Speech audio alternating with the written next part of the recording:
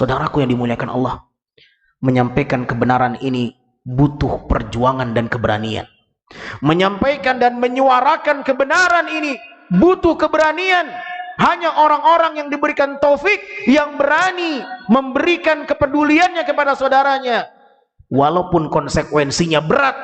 Nah, siapa yang mengira di antara kita ketika memberikan nasihat dia tidak akan mendapatkan rintangan? Tidak.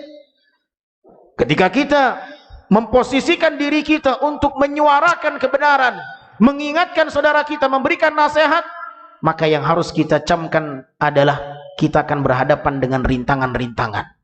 Dan ini adalah sunnatullah yang akan terjadi bagi mereka yang terjun ke medan dakwah. Betapa banyak orang-orang yang menyuarakan kebenaran, tetapi dia harus mendapatkan gangguan, dikucilkan, dihinakan, dicela, dicaci, dimaki. Nah, banyak orang yang tidak suka dengan kebaikan itu. Apakah karena itu kita mundur? Apakah karena itu kita tidak mau menyuarakan kebenaran?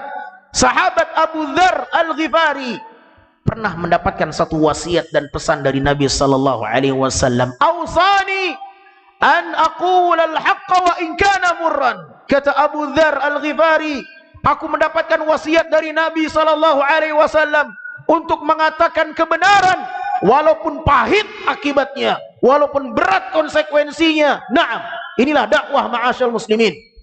Kita mungkin menyampaikan kebenaran kepada keluarga kita, kita dicaci, kita dihina, kita dijauhi, kita dianggap aneh dan seterusnya. Ini dakwah. Naam, beginilah yang dihadapkan oleh Nabi SAW. Inilah yang dirasakan oleh Nabi SAW. Bagaimana Nabi SAW berdakwah? Bagaimana Nabi mendapatkan gangguan dan cobaan ketika menyuarakan agama Allah Subhanahu wa Ta'ala? Akankah kita mengaku umat Nabi tapi kita tidak mau menyuarakan kebenaran? Kita hanya bangga menjadi umat Nabi tapi tidak mau mengikuti jejak langkah Nabi sallallahu alaihi wasallam. Segan, malu. Ini mental, bukan mentalnya umat Nabi Muhammad sallallahu alaihi wasallam. Saudaraku yang dimuliakan Allah, Nabi Muhammad sallallahu alaihi wasallam bagaimana beliau berdakwah? Mungkin kita pernah mendengarkan bagaimana sirah beliau. Ketika beliau berdakwah kepada orang-orang kufar Quraisy, beliau mendapatkan tantangan yang sangat berat. Bagaimana beliau dilempari batu di negeri Taif karena menyuarakan tauhid.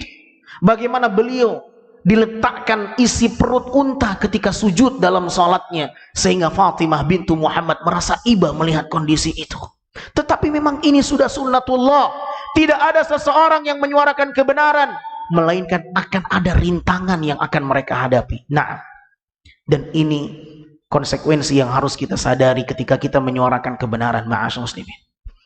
Dan ketahuilah, tidak ada seseorang yang jauh lebih baik dibandingkan ketika mereka menyuarakan kebenaran. Allah berfirman dalam surat Fussilat, "Wa man ahsanu qawlan mimman da'a ila Allah wa 'amila shalihan wa qala innani minal muslimin." Siapa lagi, kata Allah, yang lebih baik perkataannya dibandingkan perkataan mereka yang mengajak manusia kepada kebaikan, berdakwah di jalan Allah Subhanahu wa Ta'ala. Tidak ada manusia yang lebih baik ketimbang mereka yang menyuarakan kebenaran dan memberikan nasihat kepada saudaranya walaupun pada akibatnya dia akan menghadapi rintangan dan cobaan.